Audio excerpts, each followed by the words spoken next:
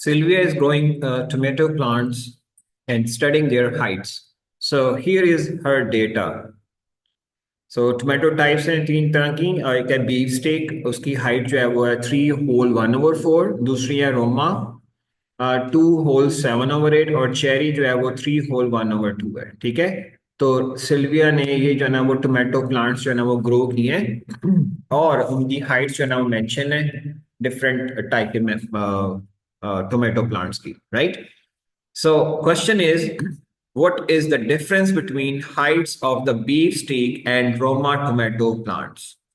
तो आपने किन किन का डिफरेंस निकालना है हाइट्स का। सबसे पहला है जी बीफ स्टेक ये है, इसकी हाइट ये है, और रोमा टोमेटो प्लांट्स किसका है जी, ये दूसरा वाला। ठीक है, तो इसका और इसका जो है ना डिफरेंस निकालना है। बाकी जो चेरी की इंफॉर्मेशन है वो यहाँ पे इररेलेवेंट है, यानी क्वेश्चन से रिलेटेड नहीं है। चलें, अब डिफरेंस आपने निकालना है। ऑफ कोर्स जो लार्जर वैल्यू है वो कौन सी है, 3 होल 1/4 है, और जो स्मॉलर है वो है 2 होल 7/8। तो इसमें से आपने लार्जर में से माइनस कर देना स्मॉलर को डिफरेंस निकालने के लिए। तो पहली वैल्यू है जी 3 होल 1/4, और जो दूसरी वैल्यू है वो क्या है, 2 होल 7/8। ठीक है,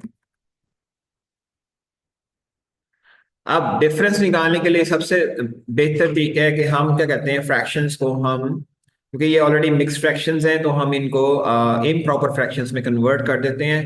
ठीक है, तो ये 3 1/4 का मतलब है 3 + 1/4। तो 3 को हम ऐसे भी लिख सकते हैं, 4 × 3 12/4 भी लिख सकते हैं। ठीक है, तो ये बन सकता है हमारे पास 12/4, यानी कि 3 + 1/4। ठीक है, सिमिलरली दूसरे फ्रैक्शन को हम ऐसे लिख सकते हैं, 2 होल कैसे बनाएंगे, 8 × 2 = 16, तो 16/8 भी 2 होल ही होता है। ठीक है, बाकी क्या है, +7/8, राइट। अब क्या करेंगे, इनको हम सिंप्लीफाई करते हैं, क्योंकि दोनों लाइक फ्रैक्शंस हैं, तो न्यूमरेटर्स ऐड हो जाएंगे। 12 + 1 = 13, सो आ जाएगा मेरे पास 13/4।